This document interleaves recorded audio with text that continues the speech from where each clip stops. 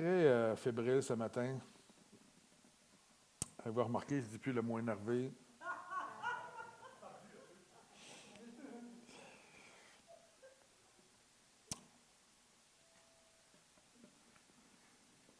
Plein de choses qui se bousculent dans mon esprit un matin que le Seigneur ne m'avait pas dit d'avance. Vous savez que le Seigneur, c'est un coquin? Non? En tout cas, avec moi, il est tannant. Il y a de parler. Mais bref, le premier texte qu'on va regarder ensemble, c'est un très beau texte. Et j'espère que vous allez le saisir avec profondeur, avec... en tout cas, comme il m'a bouleversé moi. Ça dit ainsi donc, vous n'êtes plus des étrangers,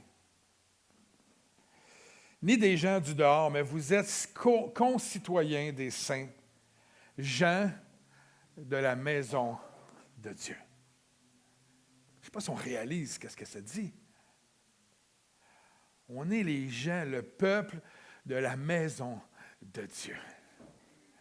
On est les gens, les concitoyens des saints. On est, nous ici, chacun d'entre nous qui croyons en Jésus-Christ, nous faisons partie du peuple de Dieu. Pensez-y.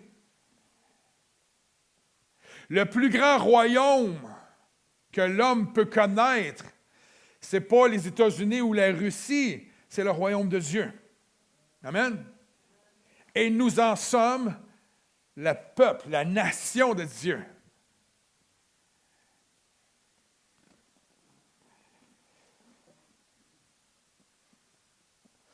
Je me posais la question cette semaine, si Dieu est éternel,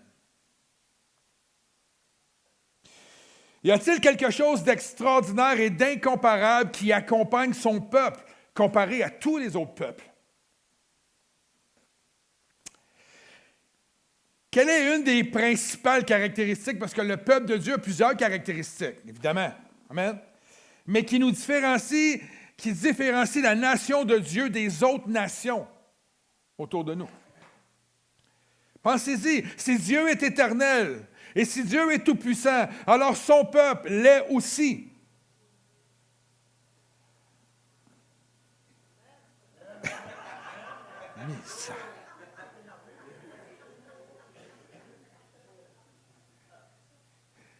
Qui est l'homme le plus puissant sur terre en ce moment? Dites-moi pas Jésus, là. Humainement parlant. C'est qui l'homme le plus puissant? Puissant. Non, puissant. Moi, je parle... Président des États-Unis? C'est vrai, t'as raison. Donc, celui qui est le plus puissant, qui fait trembler le monde entier si il pète une coche un dimanche matin, puis qu'il y a un gros bouton rouge dans son bureau, puis on ne sait pas ce qu'il peut faire. Mais imaginez, vous faites partie de cette nation-là, cette nation la plus puissante, et on vous dit, tu peux faire ce que tu veux. Je te donne toute puissance pour accomplir ce que tu veux. Wow, ça change en tableau. J'ai toute richesse, je peux te donner tout ce que tu veux. Qu'est-ce que tu veux? Dites-moi pas ça à moi. On achète le quartier au complet ici, là.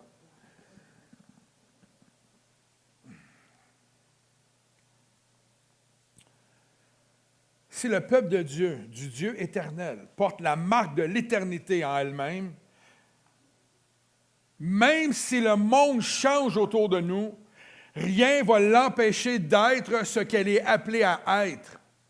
Ce n'est pas le monde qui dicte au peuple de Dieu comment nous devons être et comment nous devons fonctionner.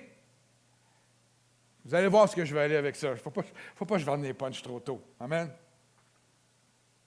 Même si les nations du monde entier vont à sens inverse, l'Église de Christ, sa nation, portera toujours en lui la marque de Dieu et la marque de l'éternité. Et par le fait même, va toujours défier toutes les lois de l'histoire, les lois de la science, les lois de la physique, nommez toutes les lois qui existent. Rien ne peut se comparer à Dieu. Rien ne peut se comparer au peuple de Dieu. Mais des fois, je me pose la question, est-ce qu'il existe ce peuple-là? Bien sûr qu'il existe. On va faire comme un petit brin d'histoire rapidement. Le peuple de Dieu était représenté dans les Écritures par la nation d'Israël, right? Depuis sa création, son existence jusqu'à aujourd'hui, le simple fait qu'elle soit encore toujours là et qu'elle existe témoigne d'un mystère incomparable par rapport aux autres nations du monde. Pensez-y. Son existence défie. Excusez, je vais juste... Bon, je suis rendu où? Oui, ici. Son existence défie toutes les lois de ce monde. Il n'y a rien de pareil. En fait, ce peuple ne devrait plus exister après toutes les tentatives de destruction. Non seulement d'une seule nation qui a dit un jour, je ne les aime pas, je vais me battre contre eux autres, on va les détruire, mais par une multitude de peuples sur des générations au cours de l'histoire de l'humanité. La totalité des nations qui ont tenté de détruire Israël au cours de l'histoire n'existent plus ou bien ont perdu leur statut de puissance mondiale et de dominance. Et si tu veux en savoir plus sur qui ils étaient dans leur grande gloire, la seule manière de le savoir, c'est de voir dans les livres d'histoire ou d'aller dans des musées. C'est la seule manière que tu peux le voir. Certains films, des fois. Alors que le peuple d'Israël est toujours là, il ne reste que quelques vestiges de ces nations qui jadis étaient puissantes, alors qu'Israël, le peuple de Dieu, est toujours et incompréhensiblement encore là, de façon logique. Le monde aime la science, aime la logique, mais ça, c'en est une logique qui dépasse la logique. De grands royaumes se sont élevés contre la nation de Dieu et ils ont subi la ruine et la destruction de leur propre nation. En dépit de tous les obstacles et les tentatives de destruction de la nation de Dieu, elle est encore là. Elle constitue la nation éternelle et la nation énigmatique, la nation de Dieu. J'ai mis une map sur l'écran. Tous ces pays-là, en principe, sont d'allégeance musulmane. Les plus pâles, je pense, il y a peut-être d'autres types de religions qui font partie de ces pays-là, mais les plus vertes foncées, normalement, c'est majoritairement musulman. La majorité ou une grande majorité de ces peuples-là ont tous essayé, ou dans l'histoire, ou essaient encore, de détruire le petit point bleu. De façon logique, comment se fait-il que cette nation-là est encore là? Pensez-y. C'est illogique. J'ai pas été... Hier soir, ça ne me tentait plus de chercher, mais je voulais aller chercher le nombre en millions de ces gens-là, de tous les pays, versus le pays d'Israël. En Israël, il y a combien de personnes? Il y a peut-être 30 millions d'individus? Je ne sais pas, 25 millions d'individus? Mon épouse est en train de faire une recherche.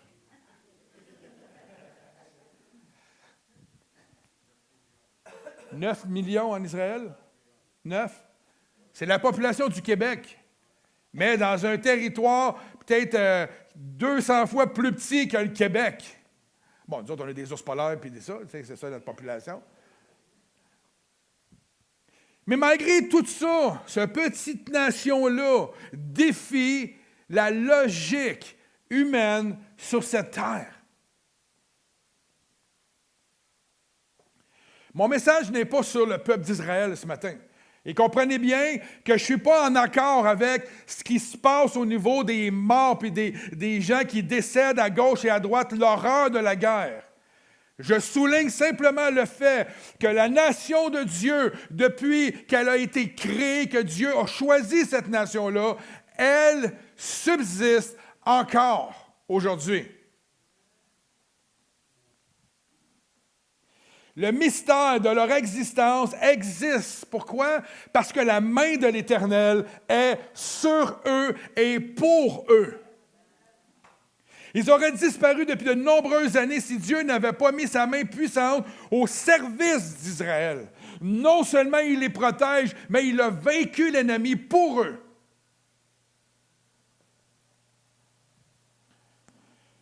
Le Dieu d'Israël est la clé de son peuple et du mystère de leur existence.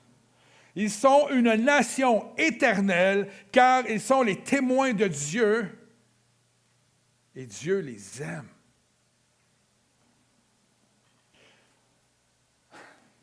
Ce qui vient du Seigneur, frères et sœurs, ne disparaîtra jamais et va subsister à jamais. Écoutez, ce qui vient de Dieu ne peut pas mourir. Sa parole, on a essayé de la détruire, cette parole-là, au fil des siècles.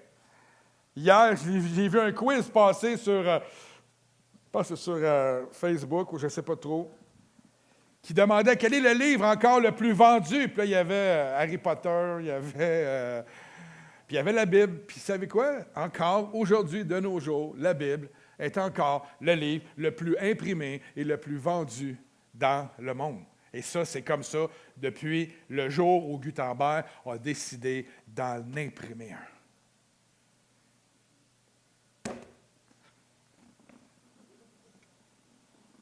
Ce qui vient du Seigneur ne disparaît pas. Sa parole, son amour, sa grâce, sa royauté, la suprématie de Christ. On pourrait dire sa fidélité ce matin, sa présence, son amour, je l'ai dit.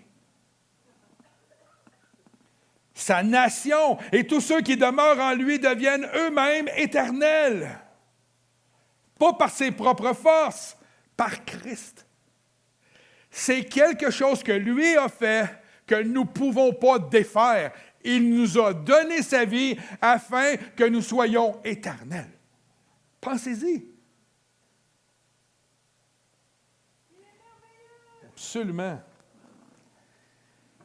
Et qui est ce peuple de Dieu aujourd'hui? Qui est ce peuple aujourd'hui?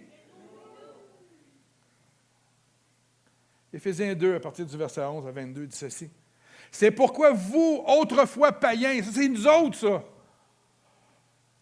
Anciennement, il y avait la nation d'Israël, un point, c'est tout. Toute autre nation était des nations païennes, vouées à la destruction, vouées à des dieux étrangers. C'est pourquoi vous autres, autrefois païens, dans la chair, appelés incirconcis, par ceux qu'on appelle circoncis, les Juifs, et qui le sont en la chair par la main de l'homme, souvenez-vous que vous étiez en ces temps-là sans Christ, privés du droit. Nous n'avions pas le droit de citer en Israël, étrangers aux alliances de la promesse, sans espérance, sans Dieu dans le monde. Quand ça dit, on errait de lieu en lieu, hein? Et voilà. Verset 13, maintenant en Jésus-Christ, vous qui étiez jadis éloignés, vous avez été rapprochés par le sang de Jésus-Christ. Amen. Wouh! Car il est notre paix, lui qui des deux n'en fait qu'un. Deux quoi? Les deux, les païens, il n'en fait qu'un. Et qui a renversé le mur de séparation. Le voile a été déchiré dans le temple. L'inimitié, ayant anéanti par sa chair la loi des ordonnances dans ses prescriptions, excusez, afin de créer en lui-même, avec les deux, un seul homme nouveau. Pensez-y comment c'est hot. Il n'y a pas un être humain assez intelligent sur terre pour avoir écrit ces paroles-là sans avoir été inspiré de Dieu. Impossible. Fait que quand ils disent la parole, c'est écrit par des hommes, ouais. Lis-la, la Bible, tu vas voir que ça n'a pas rapport avec les hommes. On n'est pas aussi brillants que ça. En établissant la paix et de les réconcilier l'un et l'autre en un seul corps, avec Dieu par la croix, en détruisant par elle l'inimitié, la guerre qu'il y avait entre les deux. Il est venu annoncer la paix à vous qui étiez loin et la paix à ceux qui étaient près. Nous qui étions loin, les Juifs qui étaient près. Amen. Car par lui, nous avons les uns et les autres accès auprès du Père dans un même esprit. Wouh!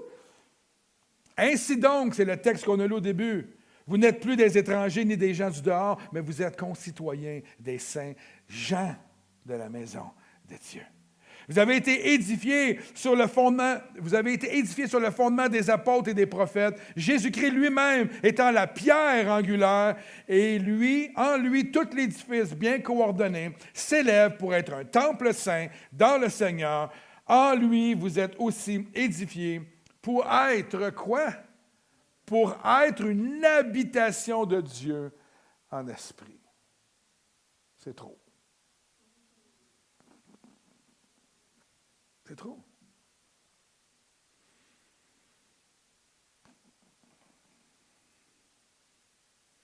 Comment ne pas être reconnaissant après lire un texte comme ça?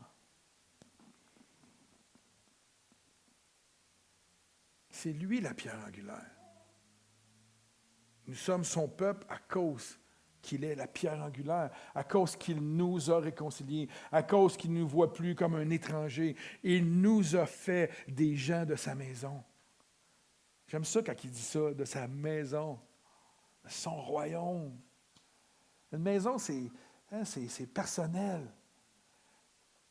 C'est pas juste un gros château où on va être un pion dans le coin puis il va nous appeler avec la cloche une fois de temps en temps. Non, on va souper à sa table. On va être assis avec lui aux noces de l'agneau. On va se fiancer. On est la fiancée. On va se marier un jour avec lui. On va être des concitoyens avec Christ de son royaume. Moi, là, je capote. Je suis énervé. Ça me bouleverse tellement. De voir que dans mes imperfections, dans mon humanité, Dieu me montre ça et me dit, c'est ça que tu es à mes yeux.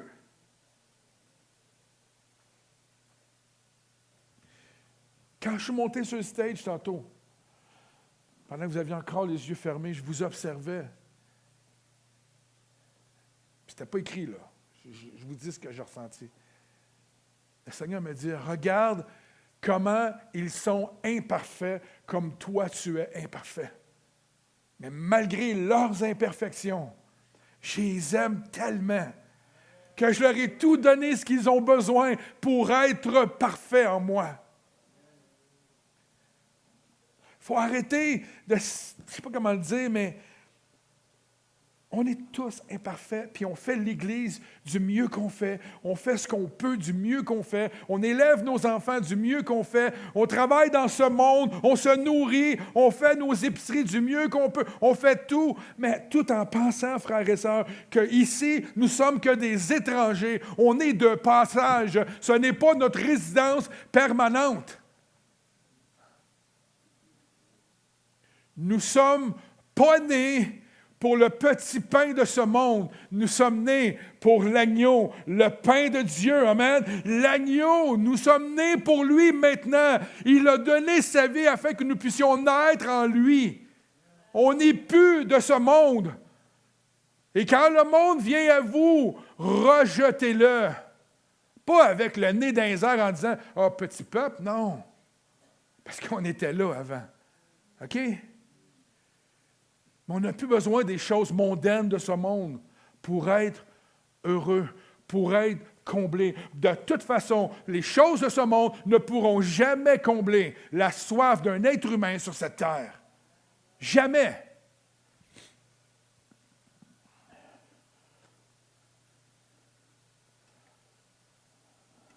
Et la bonne nouvelle, c'est aussi dans Matthieu 16. Et moi, je te dis que tu es Pierre et que sur cette pierre, je bâtirai, m'a fait plaisir à Roland, à Jocelyne. Je bâtirai mon Église et que les portes du séjour des morts ne prévaudront point contre elle. C'est son verset favori. Je suis convaincu. Comprenez-vous encore? La nation d'Israël n'a pas été détruite et Dieu nous dit ici que l'enfer ne peut même pas venir détruire l'Église de Christ.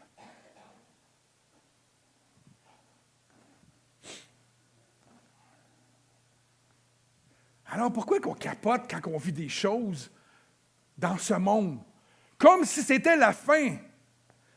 La réalité, c'est qu'on va être percuté tout le long de notre vie par les choses de ce monde qui ne seront jamais agréables. Que ce soit la maladie, que ce soit n'importe quoi, on va être percuté toute notre vie parce qu'on est fait de chair et de sang.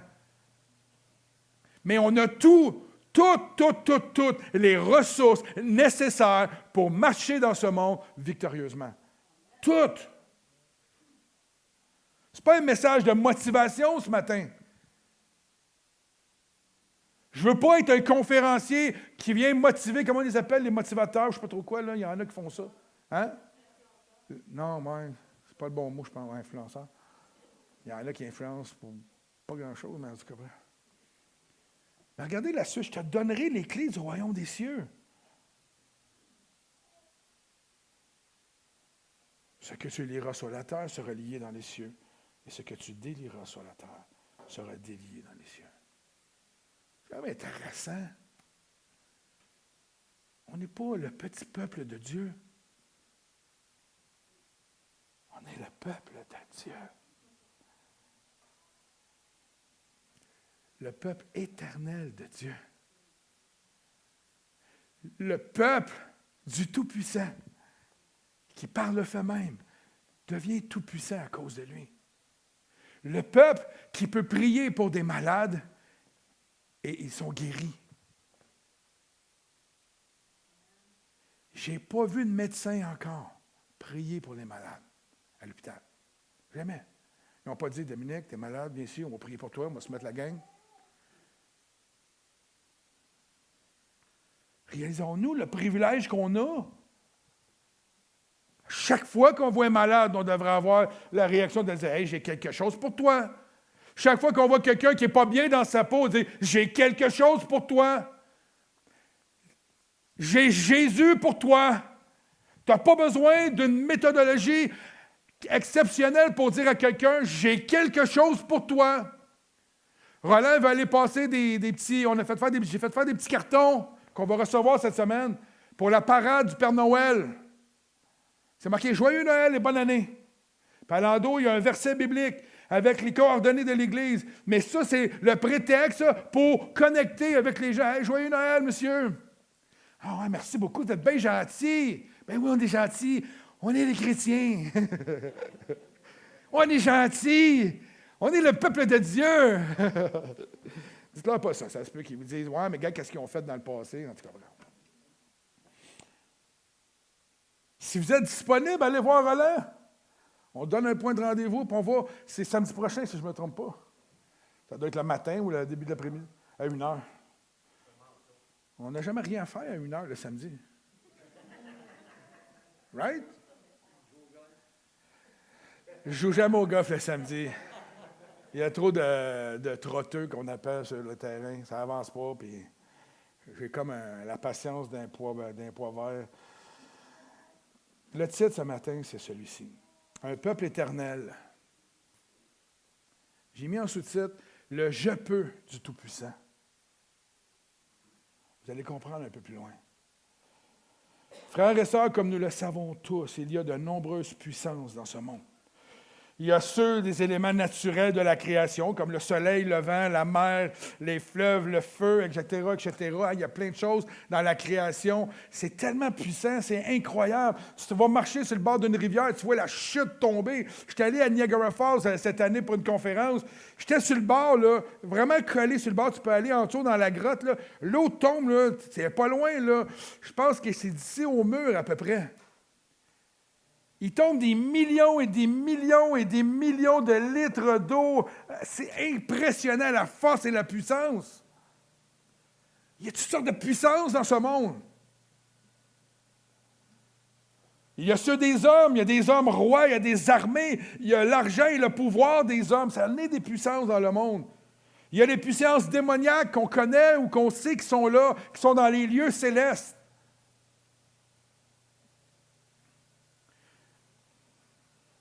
Et j'ajouterais qu'il y a de plus en plus de pouvoir de nos jours en Amérique à travers la maladie. C'est incroyable de voir toute la quantité de gens qui ont le cancer, qui ont de la maladie mentale, qui vivent toutes sortes de situations. C'est fou! Comment le monde, on est percuté continuellement. Imaginez un instant si ces puissances-là avaient une puissance illimitée. Et mangerait à la claque quand tu dis, là. Frères et sœurs, notre Messie, notre Seigneur et notre Sauveur Jésus-Christ, chef des armées, a donné à ses disciples et à tous ceux qui viendraient après eux, y compris à chacun d'entre nous aujourd'hui, la grande mission, oui, de proclamer le message du salut au monde entier, d'enseigner la parole, d'accomplir sa volonté. D'ailleurs, d'accomplir sa volonté, c'est d'aller vers ceux qui sont pauvres en esprit, ceux qui sont malades, ceux qui sont captifs, et de proclamer dans la vie de ces gens-là une année de grâce et d'amour de notre Dieu. De faire de toutes les nations des disciples. Mais avant de faire tout cela, quel ordre Jésus nous a-t-il donné? Il nous a donné cet ordre-là d'aller vers les nations. Mais quel ordre nous a-t-il donné spécifiquement avant ça? C'est important, c'est la clé de notre marche chrétienne. Acte 1, 3 à 8 dit ceci. Après qu'il eut souffert, il apparut vivant et leur donna plusieurs preuves, se montrant à eux pendant 40 jours et parlant des choses qui concernent le royaume de Dieu. Quand même intéressant, il ne dit pas ici concernant les choses qui concernent ce monde. Les choses du royaume de Dieu. C'est ce qui concernait Jésus à partager à son peuple. Verset 4, « Comme il se trouvait avec eux, il leur recommanda de ne pas s'éloigner de Jérusalem, mais d'attendre ce que le Père avait promis. Ce que je vous ai annoncé, leur dit-il, car Jean-Baptiste a baptisé d'eau, mais vous, dans peu de jours, vous serez baptisés du Saint-Esprit. » Alors les apôtres réunis lui demandèrent, « Seigneur, est-ce en ce temps que tu rétabliras le royaume d'Israël? » Et il leur répondit, « Ce n'est pas à vous de connaître le temps ou les moments que le Père a fixés. » C'est-à-dire, c'est pas ça qui est important. C'est le fun quand on entend les choses qui se passent puis qu'on voit que les prophéties sont en train d'arriver puis on sait qu'on est beaucoup plus proche de la fin que du début. Mais imaginez, il y a 2000 ans passés, les apôtres croyaient que c'était la fin. Fait que, est-ce que ça va nous arriver à nous aussi? On ne le sait pas. Selon les prophéties qu'on voit arriver, il y a toutes sortes de compréhensions qu'on peut en faire. Mais il reste néanmoins que Jésus dit, c'est pas ça qui est important. Ce qui est important, c'est que vous allez à Jérusalem, que vous attendez ce que je vous ai dit d'attendre, le baptême du Saint-Esprit,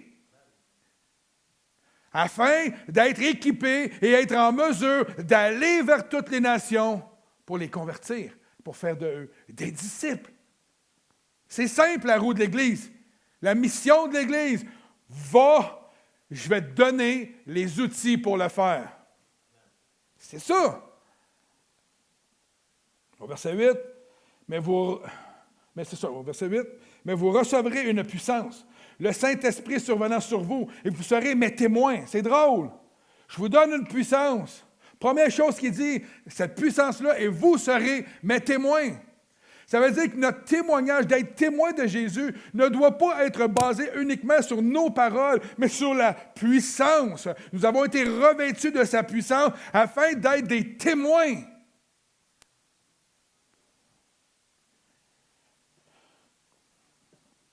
Et vous serez mes témoins à Jérusalem, dans toute la Judée, la Samarie, jusqu'aux extrémités de la terre. Donc Jésus a recommandé à ses disciples de se rendre à Jérusalem et d'attendre jusqu'à ce qu'ils reçoivent, qu'ils soient revêtus d'une puissance. Et de quelle puissance s'agit-il? Du Saint-Esprit. Pourquoi? Jean 16, 7 à 13. Il vous est avantageux, Jésus dit cela. Il vous est avantageux que je m'en aille. Pensez aux apôtres à un moment qui parlent. Mais voyons, Seigneur, tu vas prendre le trône, là, tu vas régner. Tu nous as dit que tu t'en venais pour être le roi des rois. Tu vas régner, tu vas nous débarrasser des Romains. Tu t'en viens ici, Seigneur. On est sous l'emprise de Rome, Seigneur, et toi, tu vas arriver dans ta gloire, Seigneur. Et tu vas prendre le trône. Puis là, il leur dit, il est avantageux que je m'en aille. Donc, ils doivent pas comprendre. Ils doivent être tristes. Mais regardez ce que ça dit. C'est tellement intéressant. Car si je ne m'en vais pas, le Consolateur ne viendra pas vers vous, mais si je m'en vais, je vous l'enverrai. Et quand il sera venu, il convaincra le monde en ce qui concerne le péché. Alors, est-ce que c'est notre rôle à nous de pointer du doigt les pécheurs? Non. C'est-à-dire, il convaincra le monde en ce qui concerne le péché. Vous savez, moi, ce qui m'a convaincu que j'étais un pécheur, ce n'était pas les gens chrétiens qui m'environnaient. Parce qu'il y aurait eu beau me dire n'importe quoi, j'étais tellement rebelle au monde, je les aurais kickés, là. Souvenez-vous, quand vous étiez enfant, vos parents disaient « C'est pas correct ce que tu fais là. » Attends, on n'aime pas se faire pointer du doigt. Quand mon épouse me pointe des choses,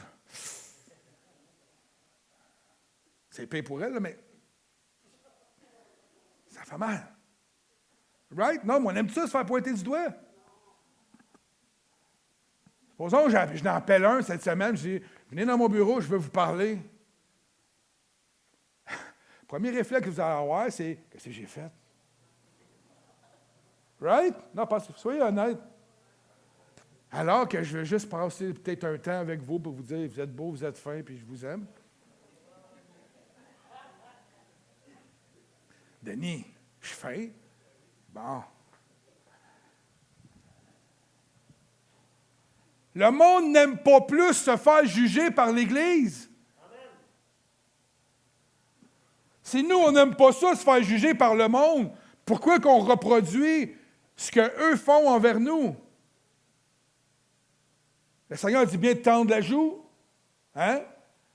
De prier pour nos ennemis, d'aimer ceux qui nous persécutent. Right? C'est dur. Mais on n'est pas là pour les juger. Il convaincra le monde en ce qui concerne le péché, la justice et le jugement. En ce qui concerne, et moi, je suis convaincu que si on a juste à faire ce qu'on a à faire, si on fait le bien, on marche dans la vérité, on prêche la vérité, on parle de vérité, puis que nous, comme peuple de Dieu, on est honorable et qu'on marche dans la vérité, mais que ça paraît, juste ça, ça va les titiller. That's it. Ils vont se sentir jugés par la vérité qui nous habite. Point final. Je me suis déjà fait dire, moi, à cause qu'on élevait nos enfants d'une manière, qu'on faisait l'école maison à l'époque, Dominique faisait l'école maison avec ma plus grande, parce qu'on élevait nos enfants d'une manière, puis qu'on ne leur permettait pas d'écouter certaines choses à la télé, puis d'autres choses oui, d'autres choses non, parce qu'on jugeait que ce n'était pas bon pour eux. Ces gens-là se sentaient jugés. On ne les accusait pas de rien, on ne leur disait pas « tu ne devrais pas faire ça ».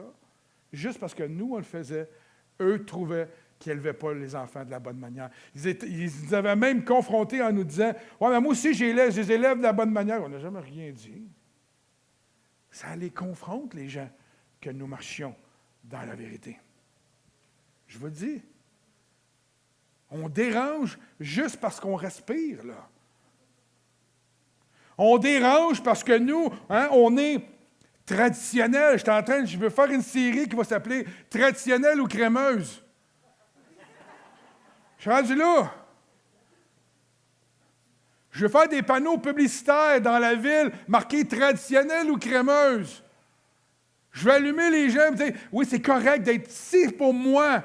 Être traditionnel, c'est de suivre les Écritures. Bien, je suis traditionnel. C'est bien correct. C'est quoi qu'il y a de mal entre traditionnel et crémeuse? C'est toi qui aimes crémeuse, vis avec ta crème. C'est moi, je suis traditionnel, j'ai-tu le doigt? Hein? Mais juste le fait d'être traditionnel, on dérange. Ce n'est pas nous en tant qu'êtres humains qui dérange. C'est ce qui habite en nous.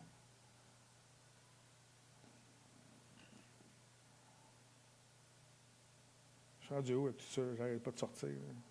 OK.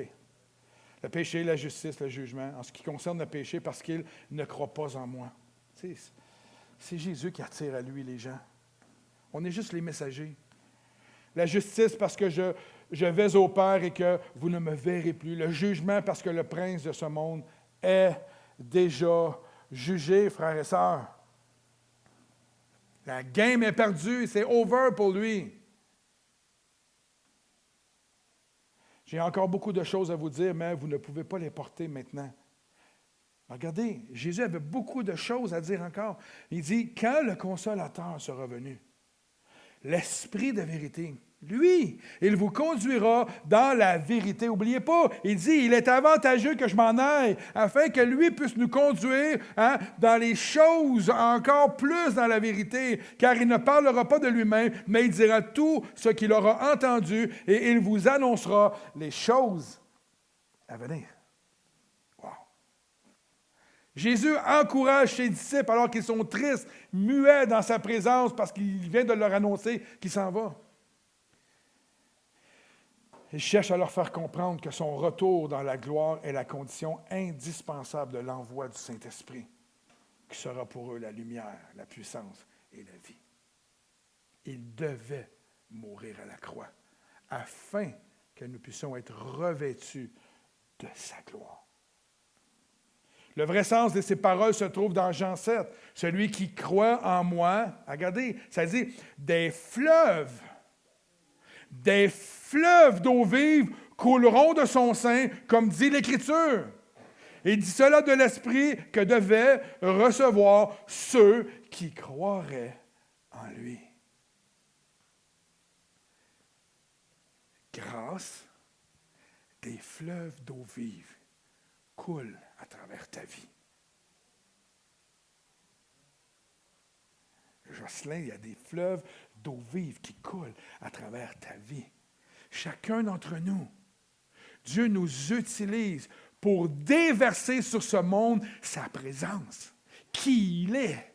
Un esprit pour convaincre les gens qui sont dans l'erreur, qui sont dans le péché et qui ont besoin de lui. Il vous est avantageux que je m'en aille. Et donc, il y a un double sens et non seulement une vérité profonde. D'une part, il fallait que l'œuvre de notre rédemption s'accomplisse par la mort de Christ, amen, par sa résurrection et par son élévation. On oublie souvent ça. Il meurt, il ressuscite et après, il est élevé dans la gloire. Et on oublie cette partie-là. Elle est super importante ce matin.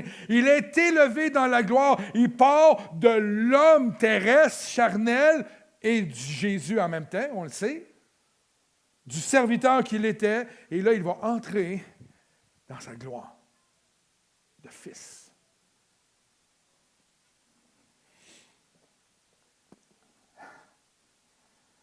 Il fallait en un mot que toute puissance lui soit accordée, lui soit donnée au ciel et sur la terre.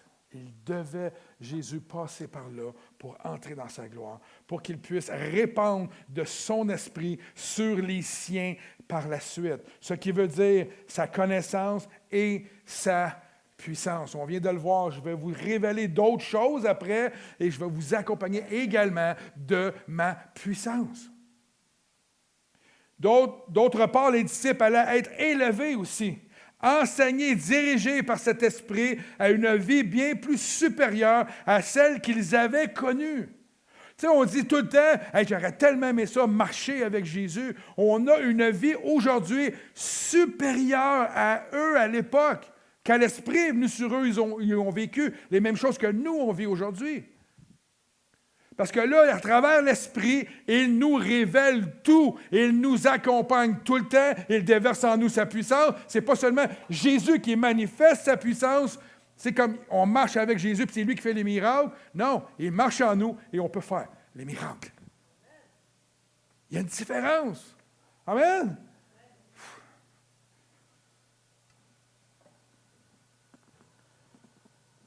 ça amène les disciples à élargir la vision qu'ils avaient vécue. Et ils ne connaîtront plus Christ selon la chair, ni sous la forme de serviteur, parce qu'il est venu comme un serviteur, mais par une communion spirituelle et vivante avec lui, celui qui est vainqueur, celui qui est dans la gloire de Dieu. Et ils le connaîtront dorénavant et le posséderont, dans le sens qu'il vit en nous, glorifié. Plus simplement comme serviteur. Il est tout-puissant et ça nous amène à comprendre l'aspect spirituel et l'universalité, si on veut, là, la grandeur de son règne. À l'époque, ils étaient rivés au règne en Israël. Jésus va prendre le trône. Maintenant, nous savons, nous, qu'il est roi et maître de tout l'univers.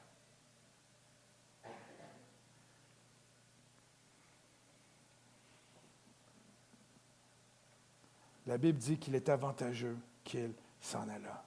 Cette parole qui devait paraître mystérieuse pour les disciples est applicable à nous aujourd'hui, tous les chrétiens, car tous doivent s'élever dans la connaissance de Christ et doivent s'élever de la connaissance de Christ historiquement et bibliquement à celle d'un Christ qui est glorifié et vivant. Comprenez-vous ce matin?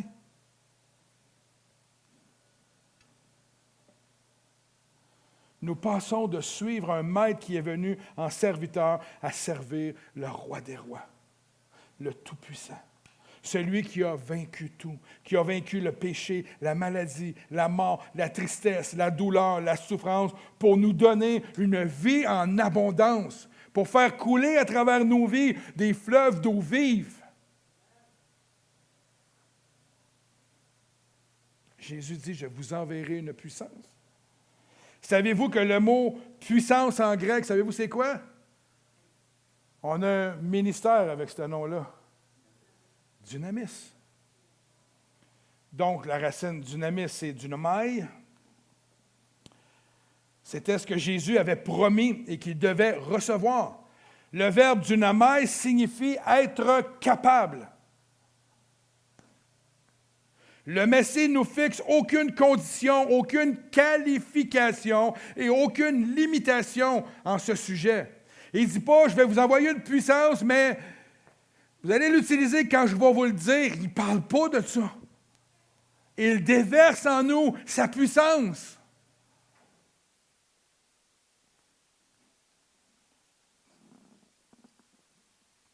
Celle d'accomplir ce dont vous êtes. Il nous déverse ça afin qu'on soit capable, frères et sœurs, d'accomplir totalement ce qu'on n'est pas capable de faire.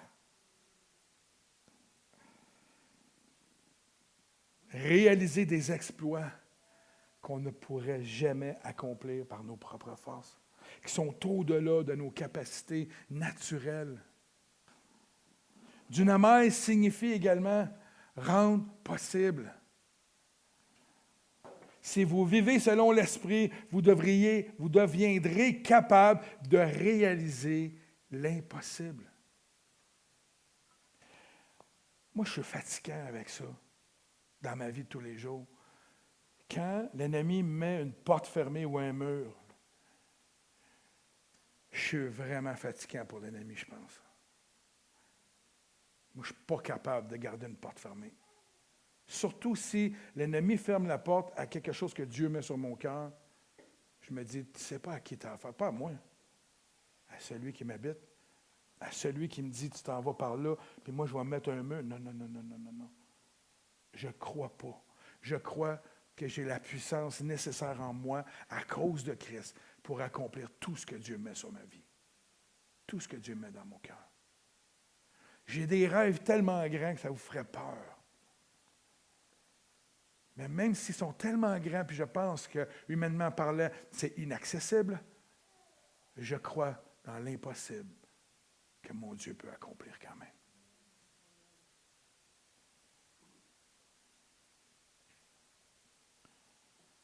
Dynamai veut également dire pouvoir. Comme dans « je peux ».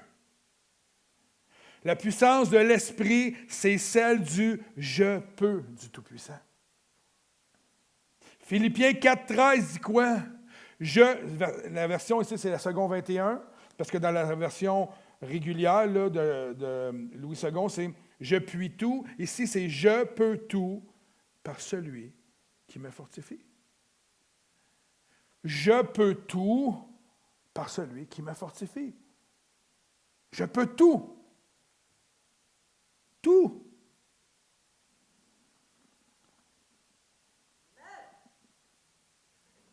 Je peux faire quoi avec ça? Et c'est ça la beauté de la chose. Ce n'est pas nécessairement précisé. Dieu n'a pas dit, je vous donne ça pour juste des choses précises. On le voit pour annoncer la parole, pour convaincre le monde. Il y a des choses, mais ce n'est pas juste ça. C'est pas tout à fait précisé. Il peut donc s'agir de n'importe quoi. Avez-vous déjà pensé à ça? C'est le pouvoir de faire tout ce qui est nécessaire. C'est comme ça que je le vois. Dieu me donne le pouvoir de faire tout ce qui est nécessaire pour accomplir la volonté de Dieu, de mon Seigneur, et de répondre à son appel sans aucune limite.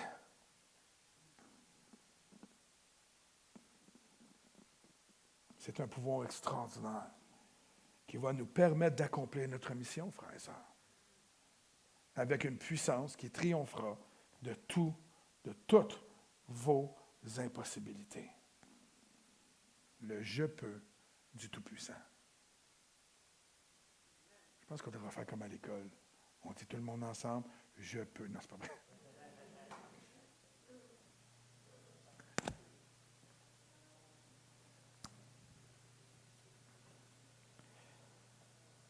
On est appelé à vivre le dynamite divin de Dieu dans nos vies de tous les jours. C'est ça la vie d'un chrétien. La vie d'un chrétien, c'est de s'approprier ce qui nous est donné. Dieu déverse. C'est comme si je te dis, je ne sais pas moi, Théo, je te donne 1 million de dollars.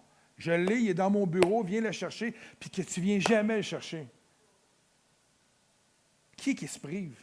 Celui qui le donne ou celui qui ne prend pas ce qui est dû? J'ai l'impression des fois qu'en tant qu'enfant de Dieu et comme Église, nous marchons avec toutes les richesses sans prendre les outils qui nous permettent d'avancer.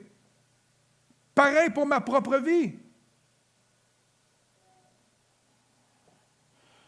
Quoi que nous voulions réaliser conformément à sa volonté, proclamer « Je peux ». Je peux tout par celui qui me fortifie. Proclamons-le haut et fort, et si vous avez des doutes, faites-le quand même par la foi. Ne mettez pas votre foi dans vos expériences ou la situation présente de votre vie, mais élevez-vous au niveau de Christ. Il ne faut pas rester où on est. Si je m'étais apitoyé sur mon passé qui m'envahit régulièrement, qui revient souvent, je ne serais pas un enfant de Dieu digne de ce nom. La seule responsabilité qu'on a, c'est de croire et de prendre ce qui nous est donné. C'est ça. Demandez aux musiciens de revenir. Ne mettez pas votre foi dans vos expériences et dans les situations présentes. Ne mettez pas votre foi dans ce que le monde dit de vous ou dans ce qu'un médecin dit de vous, de diagnostic qui vous est donné. C'est des vrais diagnostics, mais ne mettez pas votre foi dans ça parce qu'on va être déprimé. Mettez votre foi dans le fait que Dieu peut faire tout au-delà de n'importe quoi qui vous est dit. 2 Pierre 1, 3 dit ceci. Sa divine puissance nous a donné tout ce qui était nécessaire, tout ce qui est nécessaire à la vie. On le répète. Sa divine puissance nous a donné tout ce qui est nécessaire à la vie. Tout. Et à la piété, en nous faisant connaître celui qui nous a appelés par sa propre gloire et par sa force. Pensez-y. Celle-ci nous assure les plus grandes et les plus précieuses promesses des Écritures. Ainsi, grâce à elle, vous pouvez fuir la corruption qui existe dans le monde par la convoitise et devenir participant. Regardez, et devenir participant à la nature divine de Dieu. C'est quand même hot. Sa divine puissance nous a donné tout ce qui est nécessaire à la vie et à la piété. Puis ici, il dit, pour être en mesure de vivre dans la piété et avoir accès à la divine nature de Dieu. Donc, Dieu nous donne sa force pour être en mesure d'accéder à sa force, à sa puissance, et marcher dedans, et vivre comme un chrétien digne de ce nom. Participant de la nature divine et éternelle, puissante et sans limite, son Église n'est pas appelée à marcher et à vivre dans ce monde faible et vaincu, ni accablé, ni triste. Elle est appelée à marcher selon la nature divine de Dieu. Alors, si on est triste, si on est abattu, si on est ici, ce n'est pas la volonté de Dieu. Il ne faut pas cacher non plus nos émotions, ce n'est pas ça qu'on est en train de dire. Mais il y a une différence entre vivre une émotion rattachée à une situation qu'on vit et n'en faire ce qui nous nourrit, ce qui nous détruit. On est appelé à marcher dans sa divine nature à lui, ce qui nous permet de nous élever au-dessus de la nature humaine dans laquelle nous vivons. Colossiens 3, je termine avec ce verset-là. Si donc, vous êtes ressuscités avec Christ. Combien ce matin sont ressuscités avec Jésus-Christ? Si donc vous êtes ressuscités avec Christ, cherchez les choses d'en haut, où Christ est assis à la droite de Dieu. Attachez-vous aux réalités d'en haut et non à celles qui sont sur la terre.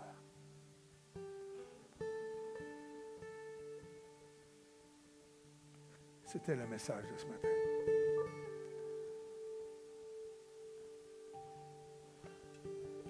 Nous allons prendre les prochains mois pour prêcher des messages sur la lumière du monde. C'est Noël qui s'en vient. C'était le dernier message de l'année, dans le fond. Et j'avais vraiment à cœur de nous dire à chacun, arrêtons de nous appuyer sur nos capacités.